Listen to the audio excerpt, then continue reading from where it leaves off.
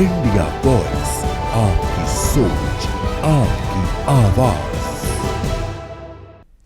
नमस्कार, खबर India voice में आप सभी का स्वागत है। मैं हूं आपके साथ प्रज्ञा मिश्रा। बुलेटिन की शुरुआत करेंगे बड़ी और अहम खबर के साथ। तो सबसे पहले बात कर लेते हैं लखनऊ से जुड़ी एक बेहद गंभीर और सनसनीखेज मामला सामने आया है। आपको बता दें केजीएमयू से जुड़े डॉक्टर रमीज के लैपटॉप से फॉरेंसिक जांच के दौरान लड़कियों की अश्लील तस्वीरें और वीडियो बरामद होने की सूचना मिली है। धर्मांतरण और यौन शोषण के आरोप में पहले से जेल में बंद रमीज की मुश्किलें अब बढ़ती नजर आ रही हैं। सूत्रों के मुताबिक फॉरेंसिक टीम ने रमीज के लैपटॉप से बड़ी मात्रा में आपत्तिजनक डेटा रिकवर किया है। वहीं बरामद तस्वीरें और वीडियो आगरा की युवतियों से जुड़े बताए जा रहे हैं। आरोप है कि रमीज पहले सोशल मीडिया के जरिए दोस्ती करता था, फिर भरोसे से लेकर आपत्तिजनक वीडियो बनाता था। फिलहाल पुलिस रमीज के सोशल मीडिया अकाउंट्स की भी गहन जांच कर रही है और ये पता लगाने की कोशिश कर रही है कि क्या ये आपत्तिजनक सामग्री कहीं वायरल की गई थी या नहीं। अगर ऐसा पाया जाता है तो मामले में ब्लैकमेलिंग और आईटी एक्ट की धाराएं भी जोड़ी जा सकती है। आपको बता दें कि रमीज को 48 घंटे की पुलिस रिमांड के बाद दोबारा जेल भेज दिया गया है। जांच के दौरान पुलिस को रमीज और उसके माता पिता के पास से कुल 4 मोबाइल फोन बरामद हुए हैं, जिनकी फॉरेंसिक जांच जारी है।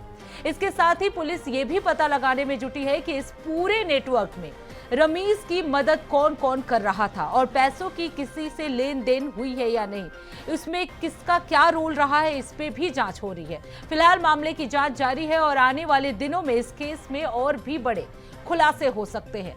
तो आपको बता दें कि जेएमयू के डॉक्टर रमीज के लैपटॉप से कई आपत्तिजनक वीडियो जो है वो सामने आए हैं, जिसकी कई ऐसी तस्वीरें हैं जो आपत्तिजनक हैं और इसे लेकर पुलिस जो है लगातार जांच कर रही है। धर्मांतरण आरोप में आपको बता दें रमीज पहले से ही जेल में बंद है। फॉरेंसिक जांच में बड़ी मात्रा में आपत्तिजनक डेटा जो है वो सामने आया है। वही इस खबर पर विस्तार से जानकारी देने के लिए अनुराग तिवारी हमारे साथ जुड़ चुके हैं। अनुराग, रमीज मामले में बड़ा खुलासा हुआ है, कई आपत्तिजनक वीडियो और तस्वीरें जो है वो वायरल हुई हैं। इसके साथ ही फॉरेंसिक जांच में और क्या क्या बरामद हुआ है? जी देखिए प्रज्ञा, बिल्कुल एक के बाद एक दस्तावेज खुल रहे हैं, एक के बाद एक इस मामले की कलाई खुल रही है और जितनी कलाई खुलती जा रही है उतना गंभीर ये मामला नजर आ रहा है। शुरुआत में देखिए पहले धर्मांतरण से जुड़ा मामला था जी, धोखाधड़ी का भी ये मामला बीच में था, लेकिन जब गिरफ्तारी होती है, क्योंकि 18 दिन की फरारी है जो कि डॉक्टर रमीज ने काटी है और उस 18 दिन में किसके किसके संपर्क में रहा है उसकी भी जांच करी जा रही है। और अब सबसे बेहद अहम कड़ी जो है लैपटॉप और मोबाइल फोन, इनसे जो डाटा रिकवर हुआ है ये एक बड़ी कड़ी है। क्योंकि देखिए तमाम डाटा वो है जो कि रमीज पहले ही डिलीट कर चुका था, चैट्स को वो डिलीट कर चुका था, लेकिन एक फोल्डर मिला। सूत्रों के हवाले से एक बड़ी पुख्ता जानकारी ये है कि जिस फोल्डर में तकरीबन 40 हिंदू महिलाओं का डाटा था रमीज के पास में, तो तमाम डाटे देखिए पहले ही अपने ट्रैश कर चुका है, डिलीट कर चुका है, उनको भी वापस से रिकवर करने का प्रयास जारी है। लेकिन इस बीच देखिए बड़ी खबर यही है कि एक बड़ा डाटा जो है वो अब एजेंसियों के हाथ लगा है, पुलिस फोर्स के हाथ लगा है।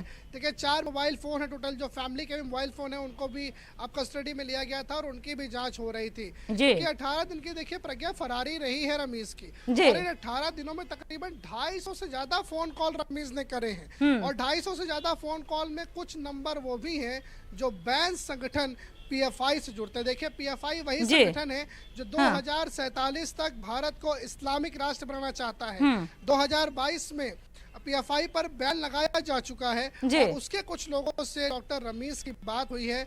फोन कॉल्स में जो नंबर है देखिए प्रज्ञा वो भी इसमें निकल करके बात आई है। तो देखिए मामला जो है बेहद गंभीर है। बिल्कुल बिल्कुल अनुराग, अगर बात की जाए जो तस्वीरें और जो डेटा जो है वो सामने आए हैं, क्या उन्हें वायरल किया गया था, इस तरह की कोई जानकारी मिल रही है, इसकी पुष्टि हुई है?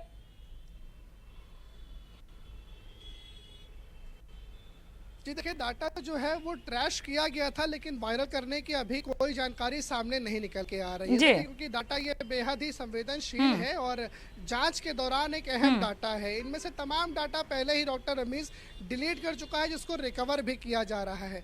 ऐसे में अभी ये बात वायरल करने की नहीं आई है, लेकिन हाँ, इसमें एक कड़ी ये हो सकती है, अगर हम कयास लगाएं तो, कि आगे चल करके ये डाटा जो संरक्षित करके डॉक्टर रमीज ने अपने लैपटॉप और फोन में रखा हुआ था, ये डाटा वो ब्लैकमेल करने के लिए इस्तेमाल में ला सकता था। देखिए, पहले ही ब्लैकमेल कर चुका है। जिस लड़की, जिस डॉक्टर महिला के साथ में ये ब्लैकमेल कर रहा था, उनको धर्मांतरण के लिए प्रवोक करके फिर वो शादी की बात कर रहा था, ये बात पहले ही खुल चुकी है। तो डॉक्टर रमीज इस मिजाज का है कि वो वायरल भी कर सकता है आगे चीजें। तो ऐसे में हो सकता है कि ये डाटा उसने इसीलिए रखा हो कि धमकी से काम नहीं बना तो वायरल करने की धमकी। बिल्कुल अनुराग, एक और बात, ये जो हुआ है उसे, जी बिल्कुल अनुराग, क्योंकि रिमांड पर उसे रखा गया है, क्या कुछ आगे की कार्रवाई जो है वो टीम के तरफ से की जा सकती है इस मामले में?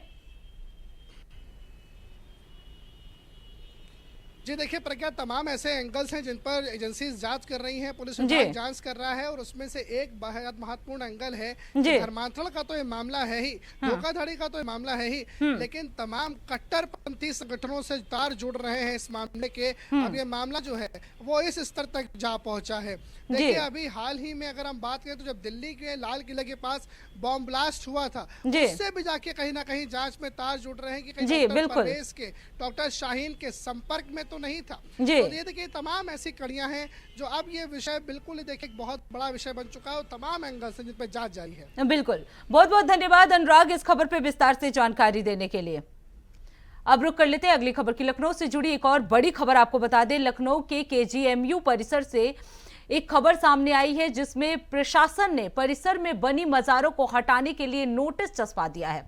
प्रशासन की ओर से जारी नोटिस में मजारों को अवैध निर्माण बताया गया और इसे हटाने के लिए 15 दिन का समय दिया गया है। तो आपको बता दें, आज सुबह ही एक बीजेपी के मंत्री द्वारा नोटिस जारी करने की बात कही गई थी, सीएम योगी आदित्यनाथ से ये मांग की गई थी। अब उसके बाद से आपको बता दें, अब 15 दिन का समय जो है इन अवैध मजारों को हटाने का दिया गया है। नोटिस में साफ चेतावनी दी गई है कि तय समय सीमा के भीतर यदि मजार नहीं हटाई गई तो पुलिस बल की मदद से इन्हें हटवाया जाएगा। इतना ही नहीं, ध्वस्तीकरण की कार्रवाई में आने वाला पूरा खर्च जिम्मेदार लोगों से ही वसूला जाएगा। केजीएमयू प्रशासन ने नोटिस के जरिए सख्त रुख अपनाते हुए यह स्पष्ट किया है कि यह कदम नियमों और प्रशासनिक प्रावधानों के तहत उठाया गया है। फिलहाल इस कार्रवाई को लेकर परिसर में चर्चा तेज है और प्रशासन पूरे मामले में नजर बनाई हुई है। तो आपको बता दें, केजीएमयू परिसर में बनी मजारों पर अब प्रशासन ने अपना नोटिस जारी कर दिया है। केजीएमयू में अवैध मजारों को हटाने का अल्टीमेटम दे दिया गया है। 15 दिन के भीतर मजार अगर नहीं हटेगी तो पुलिस जो है वो कड़ी कार्रवाई कर सकती है। अवैध निर्माण पर प्रशासन का ये बड़ा फैसला जो है आज लिया गया है। तो आपको बता दें, 15 दिन में मजार नहीं हटी तो बड़ा एक्शन जो है वो प्रशासन की तरफ से लिया जा सकता है। केजीएमयू में स्थित अवैध कब्जों और मजारों के संबंध में आपको सूचित करना है कि इनको हटाने की कार्रवाई 1.5 वर्ष पूर्व मौजूदा सोनिया नित्यानंद जी जो वाइस चांसलर हैं, मौजूदा वाइस चांसलर हैं, उन्होंने शुरू की थी। 1.5 साल पहले उन्होंने एक टीम गठित की थी जिसका नोडल अफसर मुझे बनाया था। आपको बताते चलें कि ये सारी मजारें कम से कम 40 साल पुरानी हैं, क्योंकि सन 40 साल से, सन 85 से मैं यहाँ का छात्र हूँ और उसके पहले से ये ज़्यादातर स्थल हैं। हम लोगों ने पिछले 1.5 साल में 3 बड़े अवैध कब्जे, इसमें मजारें भी स्थित थी, को खाली कराया। नेत्र विभाग के पीछे मेन कैंपस में 20,000 स्क्वायर फीट प्राइम लैंड जो थी, जो अवैध कब्जे में थी, उसको हम लोगों ने खाली कराया। इसका मुकदमा भी हम लोग कोर्ट से जीते। खाली करने की कार्रवाई को लोगों ने हाईकोर्ट में चैलेंज किया था, जिसमें हम जीत गए। Lucknow king George medical college, जहां पर लैंड जिहाद के माध्यम से लव जिहाद भी चल रहा था और जो हमारे मुस्लिम समाज के बच्चे हैं उन्हें आतंकवादी बनाने की ओर यहाँ पर एक बहुत ही खतरनाक कुचक्र चलाया जा रहा था। अभी मुझे जानकारी मिली है कि केजीएमयू प्रशासन ने वहाँ पर मज़ारों को गिराने का आदेश किया है वहाँ पर नोटिसें लगाई गई हैं। ये नोटिस मात्र इस मामले को दबाने हेतु न लगी रहें, इस पर कार्रवाई होनी चाहिए ताकि हमारे देश के जो नौजवान हैं उनको अपने ही देश के विरुद्ध न खड़ा करा जाए। वहीं इस खबर पर विस्तार से जानकारी देने के लिए राशिद आरिफ हमारे साथ जुड़ चुके हैं। राशिद, कितने मज़ारों के खिलाफ ये नोटिस जारी किया गया है? नहीं देखिए, बिल्कुल प्रज्ञा आपको बता दें, लखनऊ का केजीएमयू इस वक्त विवादों में है और आपको बता दें कि धर्मांतर का मामला, लव जिहाद का मामला निकल के आया था। उसके बाद में अब लैंड जिहाद का मामला सामने आया है। भारतीय जनता पार्टी के संगठन में मंत्री हैं अभिजात मिश्रा, उन्होंने मुख्यमंत्री योगी आदित्यनाथ को एक पत्र लिखा था जिसमें केजीएमयू में जो मजारे हैं उनको हटाने की बात की थी। केजीएमयू में अगर बात की जाए तो 5 मजारे ऐसी हैं जिनको लेकर केजीएमयू प्रशासन 1.5 साल पहले नोटिस दे चुका है कि इन मजारों को हटाई जाए। लेकिन बताया ये जा रहा है कि तमाम उसमें ऐसी मजारे हैं जो 5 मजारों के अलावा 6 का तो जिक्र किया गया पत्र में, लेकिन जो जानकारी सूत्रों से मिली है वो ये भी मिल रही कि 10 से 12 मजारे वहाँ पे है। उनको 15 दिन का नोटिस दिया गया है केजीएमयू प्रशासन की तरफ से कि 15 दिन में इन मजारों को हटा दिया जाए। हालांकि जब ये हटाए नहीं जाएंगे उसके बाद में जो इंतजामिया कमेटी है ये मजारों की, तो जब मजारे तोड़ी जाएंगी पुलिस के द्वारा तो जो उसका खर्चा होगा वो भी उनसे वसूला जाएगा। देखिए, आपको बता दें केजीएमयू में लव जिहाद के बाद में लैंड जिहाद का भी मामला सामने आया है, जिसको लेकर तमाम हिंदू संगठन केजीएमयू पहुंच रहे। केजीएमयू इस वक्त जो है विवादों में पूरी तरह से घिरा हुआ है। हालांकि पत्र लिखने के बाद में जिस तरह से केजीएमयू प्रशासन ने नोटिस चस्पा की, उसी के बाद में और भी ज्यादा राजनीति तेज हो गई है, क्योंकि उसमें जो मजार है वो बताए जा रहे हैं 40 से 50 साल पुरानी मजार है। उन मजारों पे मुस्लिम लोग आते हैं। अब बिल्कुल राशिद, अगर बात की जाए प्रशासन ने इन अवैध मजारों को किस आधार पर नोटिस जारी किया है, मतलब वजह क्या बताई है, कैसे ये अवैध हैं, इसकी कोई जानकारी? नहीं, बिल्कुल प्रज्ञा आपको बता दें कि केजीएमयू के जो प्रवक्ता हैं के सिंह, उन्होंने ये बताया है कि 1.5 साल पहले जब उनको नोटिस दी गई थी तो बताया गया था कि केजीएमयू की जमीन पर ये मजारे बनी। हालांकि जब मजारे बनी थी उस वक्त क्यों नहीं रोका गया था? मजारे बन के एक के बाद कम से कम 1 दर्जन के आसपास मजारे बन के। शामिना सा दरगाह जो है वो बहुत ही मशहूर है, उत्तर प्रदेश नहीं पूरे देश और देश के अलावा भी विदेशों में भी लोग शामिना सा दरगाह को जानते हैं। अब ये जब मामला सामने आया है तो कहीं ना कहीं एक तरह से उत्तर प्रदेश में राजनीति भी शुरू हो गई है कि मजारों के आड़ में कहीं ना कहीं एक समुदाय को दबाने की कोशिश की जा रही है, ऐसा भी कुछ लोग बयान दे रहे हैं। हालांकि पूरे मामले को लेकर अब केजीएमयू प्रशासन ने जो नोटिस चस्पा करी है, 15 दिन का समय दिया है। 15 दिन में अगर मजारों को तोड़ दिया जाता है, हटा दिया जाता है तो बिल्कुल राशिद, अब देखना ये होगा कि प्रशासन की तरफ से क्या कुछ सख्त एक्शन जो है इसके खिलाफ लिया जाता है। बहुत बहुत धन्यवाद राशिद इस खबर पे विस्तार से जानकारी देने के लिए। तो फिलहाल रुकते एक छोटे से ब्रेक के लिए, ब्रेक के बाद जल्द लौटेंगे। देखते रहिए इंडिया वॉइस। तो ब्रेक के बाद एक बार फिर आप सभी का स्वागत है। रुक कर लेते हैं खबरों की ओर। अब बात कर लेते हैं मिर्जापुर की। आपको बता दें मिर्जापुर से एक बड़ी कार्रवाई की खबर सामने आई है, जिसमें जिम में आने वाली महिलाओं से दोस्ती कर अश्लील वीडियो बनाकर ब्लैकमेल और धर्म परिवर्तन कराने के मामले में पुलिस ने गुरुवार को 2 अहम आरोपियों को गिरफ्तार कर जेल भेज दिया था। आपको बता दें इस मामले में मुख्य आरोपी फरीद को देहात कोतवाली क्षेत्र में पुलिस मुठभेड़ के दौरान गिरफ्तार कर लिया गया, जिसमें उसके पैर में गोली लगी। वहीं उसके जिम पार्टनर और जीआरपी में तैनात हेड कांस्टेबल इरशाद अहमद को भी हिरासत में ले लिया गया है। पुलिस अब 2 अन्य आरोपियों की तलाश कर रही है, जिन पर 25-25 हजार रुपए का इनाम घोषित किया गया है। आपको बता दें इस मामले में आगे की कार्रवाई भी जारी है। धर्म परिवर्तन के आरोप में आपको बता दें मुख्य आरोपी इरशाद खान को भी गिरफ्तार कर लिया गया है। भदोही जीआरपी में वो तैनात था। मिर्जापुर जिले में वो उसकी तैनाती चल रही थी, हालांकि उसे गिरफ्तार कर लिया गया है। तो आपको बता दें मिर्जापुर में जिम की आड़ में धर्मांतरण का ये पूरा मामला था, जिसमें 2 आरोपियों को कल गिरफ्तार कर लिया गया था। पुलिस मुठभेड़ में 2 आरोपी गिरफ्तार हुए थे। उसके बाद 2 अन्य आरोपियों की तलाश जो है वो लगातार जारी है। उनके खिलाफ 25-25 हजार रुपए का इनाम जो है वो घोषित कर दिया गया है। इसके साथ ही जो मुख्य आरोपी इरशाद था उसे भी गिरफ्तार कर लिया गया है। तो आपको बता दें जिम के आड़ में धर्मांतरण का यह पूरा मामला जो है वो सामने आया था, जिसमें पुलिस ने मुठभेड़ के दौरान 2 आरोपियों को गिरफ्तार कर लिया था। जिसके बाद से 2 अन्य आरोपी अभी भी फरार चल रहे हैं, जिनकी तलाश जो है वो लगातार जारी है। इसके साथ ही आपको बता दें, जो मुख्य आरोपी इरशाद खान है उसे गिरफ्तार कर लिया गया है। वहीं जो 2 आरोपी फरार हैं उनकी तलाशी जो है वो लगातार जारी है और उनके खिलाफ 25-25 हजार रुपए का इनाम घोषित कर दिया है। तो आपको बता दें, जिम का ये पूरा मामला था, जहां महिलाओं के साथ बातचीत कर धर्मांतरण का ये पूरा खेल चल रहा था। इस मामले में पुलिस ने त्वरित कार्रवाई करते हुए 2 आरोपियों को गिरफ्तार कर लिया है।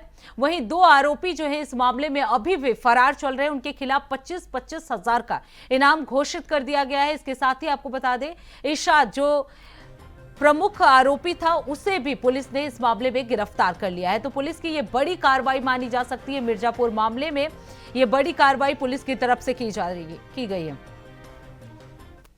इसमें जब मुझे पता चला, मैं तत्काल एडिशनल एसपी, सीओ से, थाना अध्यक्ष से मैंने बात किया। हमका जो ये जिम के नाम पर लव जिहाद चल रहा है, इस पे तत्काल कार्रवाई करने का काम किया जाए, क्योंकि योगी राज। वही इस खबर पर विस्तार से जानकारी देने के लिए कमलेश हमारे साथ जुड़ चुके हैं। कमलेश, मिर्जापुर मामले में बड़ी कार्रवाई की गई है। पहले 2 आरोपियों को मुठभेड़ में पकड़ा गया था, अब 2 और अन्य आरोपी जो है उनकी तलाश जारी है। उसके खिलाफ 25-25 हजार का इनाम भी दे दिया गया है। जो मुख्य आरोपी है, क्या उसे भी गिरफ्तार कर लिया गया है, इरशाद खान को?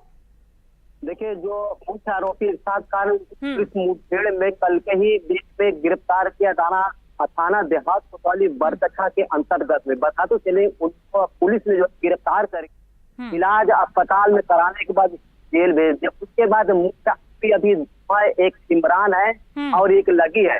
लगी और सिमरान पुलिस बहुत तेजी से तलाश कर रही है।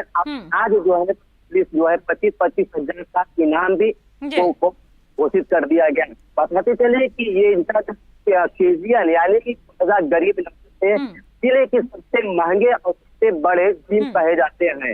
ये तहसील चौक है सबसे पहला जिम, उसके बाद नारघाट में सबसे बड़ी जिम केजीएन।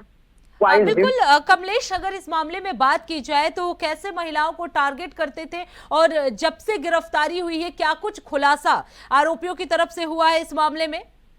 देखिए, मैं बताते चलूं कि यहाँ पर महिलाएं एक्सरसाइज करने के लिए जिम जाती थी, उनको जो है कि ट्रेनिंग दिया जाता है। जो ऐसा संचालक है वही लोग, यानी वहाँ के यानी जितने लोग हैं वही लोग इनको ट्रेनिंग देते थे। उसके बाद पढ़ाते फुसलाते थे, अपने प्रेम जश्न में तो जो है कि कैद करते थे और इनके सामने प्राइवेट, जैसे कि लोग से डायरेक्ट करते, लेकिन ये लोग अपनी जो प्राइवेट बातें हैं ये व्हाट्सएप के जरिए बात करते थे। धर्म में तब्दील करने का काम करते थे, कुर्ता पहना कर उसके साथ जो है। और कुछ मामले ऐसे है कि कुछ तो जिम के ऑनर है, कुछ लोग एक ही परिवार के सभी लोगों के शादी करने के बाद छोड़ दी चुके हैं। ये मामला काफी था, लेकिन की एप्लीकेशन से यानी पुलिस को सरकारी नंबर हाल की पूरी जानकारी किस तरह से है। तो ये पुल जो है पता चलिए मिर्जापुर में धर्मांतरण था। पहले तो लव जिहाद चला था, लेकिन अब जो है कि जिम जिहाद चलने लगा। और बताइए। बिल्कुल कमलेश, क्या इनका संपर्क किसी और लोगों से भी था? कोई इंटरनेशनली संपर्क, इस तरह की कोई जानकारी अभी तक? इसके सूत्रों के हवाले जी मैं बता दूं कि इनका भी फंडिंग करे कुछ महीनों पहले कि ईसाइयों के द्वारा धर्मांतरण का मामला सामने आया, जिसकी इनकी फंडिंग कहीं ना कहीं जिले से नजर आता है। लेकिन वो सूत्रों के हवाले ये भी आ रहा है कि इनका भी कहीं ना कहीं फंडिंग किसी दूसरे जिले से है, जो कि सब कई जाल में फंसे हिंदू के साथ में जो है इस तरह से। बिल्कुल कमलेश, अब देखना होगा कि 2 अन्य आरोपियों की तलाश कब तक पूरा कर पाती है पुलिस। बहुत बहुत धन्यवाद कमलेश इस खबर पर विस्तार से जानकारी देने के लिए। अब रुक कर लेते हैं अगली खबर की। खबर मेरठ से है, जहां मुख्यमंत्री योगी आदित्यनाथ ने सरगना में मेरठ निर्माणाधीन मेजर ध्यानचंद राज्य खेल विश्वविद्यालय का निरीक्षण किया। इस दौरान एक दिलचस्प वाकया देखने को मिला जो अब सोशल मीडिया पर तेजी से वायरल हो गया। आपको बता दें, निरीक्षण के दौरान मुख्यमंत्री ने पूर्व विधायक संगीत सोम को पीछे हटने का संकेत दिया और कहा मंत्री जी को आगे आने दो। इसके बाद हस्तिनापुर के विधायक और राज्य मंत्री दिनेश खटीक को बगल में खड़ा कर लिया गया। इस इस समय मुख्यमंत्री यूनिवर्सिटी के मॉडल का अवलोकन कर रहे थे। आपको बता दें, जानकारी के अनुसार सीएम के आने से पहले ही संगीत सोम और पुलिस के बीच भी हल्की झड़प हो गई थी। वहीं मौके पर मौजूद अधिकारियों ने इस स्थिति को संभालते हुए विवाद को शांत कराया है। सोशल मीडिया पर दोनों वीडियो तेजी से वायरल हो रहे हैं, जिसमें निरीक्षण के दौरान ये मजेदार और राजनीति से जुड़ा पल दिखाई दे रहा है। वही इस खबर पर विस्तार से जानकारी देने के लिए शाहरुख सैफी हमारे साथ जुड़ चुके हैं। शाहरुख, सीएम ने पूर्व विधायक संगीत सोम को पीछे हटने का ये संकेत दिया। ये वीडियो जो है वो तेजी से वायरल हो रहा है। क्या इस वीडियो का मायने निकाला जाए? क्या नोकझोंक चल रही थी? क्या कुछ उस दौरान स्थिति? जी बिल्कुल प्रिया, मैं आपको बताना चाहूंगा, मेरठ के उत्तर प्रदेश में मुख्यमंत्री योगी आदित्यनाथ कल मेरठ के निरीक्षण करने पहुंचे थे। इसी बीच उनके आने से पहले ही पूर्व विधायक संगीत सोम अधिकारियों से नोकझोंक हो जाती है और अधिकारियों को पत्थर लगाते हुए संगीत सोम कहते हैं कि खुराक लिए बिना मानोगे नहीं। ये वीडियो सोशल मीडिया पर वायरल होती है और उसके बाद जब मुख्यमंत्री यहाँ आ जाते हैं, आने के बाद वो अखिल विश्वविद्यालय का निरीक्षण करने के लिए अंदर पहुंचते हैं। उनके बराबर में ही संगीत सोम खड़े हो जाते हैं। वो अपने हाथ का इशारा करते हुए एक संकेत देते हैं। उसमें कहा जाता है कि दिनेश कटिक मंत्री को आगे कीजिए। तो यहाँ से वो आगे आते हैं और पीछे संगीत सोम को कर दिया जाता है। संगीत सोम अपने बयानों को लेकर अक्सर विवादों में रहते हैं। इसकी वीडियो सोशल मीडिया पर वायरल होने के बाद लगातार गलियारों में चर्चा का विषय बना हुआ है कि इसमें ये जो वीडियो वायरल हुई है, इसको लेकर भी कई लोगों ने बड़ी बड़ी चर्चाएं की है। बिल्कुल, अगर नोकझोंक की बात की जाए, क्योंकि जिस तरीके से बताया जा रहा है कि सीएम के आने से पहले भी संगीत सोम की जो है पुलिस से भी नोकझोंक हुई थी, वजह क्या थी? क्यों इस तरह की घटनाएं हो रही थी? और बिल्कुल प्रिया, उनकी जो कार थी वो कार अंदर बैरिकेडिंग की शायद अंदर जाने के लिए बोला जा रहा था, लेकिन अधिकारियों ने उनको वहां बाहर रोक दिया और रोकने के बाद उनसे कहा गया कि आप अकेले ही जाएंगे, अंदर गाड़ी का या एस्कॉर्ट अलाउड नहीं है। क्योंकि कल मुख्यमंत्री आने वाले थे और 5 लेन सिक्योरिटी कर रखी थी, क्योंकि सरावा में भी जो कांड हुआ था उसको लेकर के भी सिक्योरिटी बात टाइट की हुई थी। और उसके बाद उन्होंने अधिकारियों को फटकार लगाते हुए कहा कि आप खुराक लिए बिना मानोगे नहीं और मैं अंदर जाऊंगा, लेकिन उनको जाने नहीं दिया। बाद में वो खुद अपनी एक कार लेकर के अंदर गए और बाद में जब मुख्यमंत्री के साथ अंदर बिल्कुल शाहरुख, इस वीडियो के वायरल होने के बाद अब राजनीतिक गलियारों में इसे लेकर चर्चाएं जो है वो काफी तेज हो गई हैं। बहुत बहुत धन्यवाद शाहरुख इस खबर पर विस्तार से जानकारी देने के लिए। तो इसी के साथ इस बुलेटिन में बस इतना ही। देश दुनिया की तमाम बड़ी खबरों के लिए देखते रहिए इंडिया वॉइस। तब तक के लिए नमस्कार।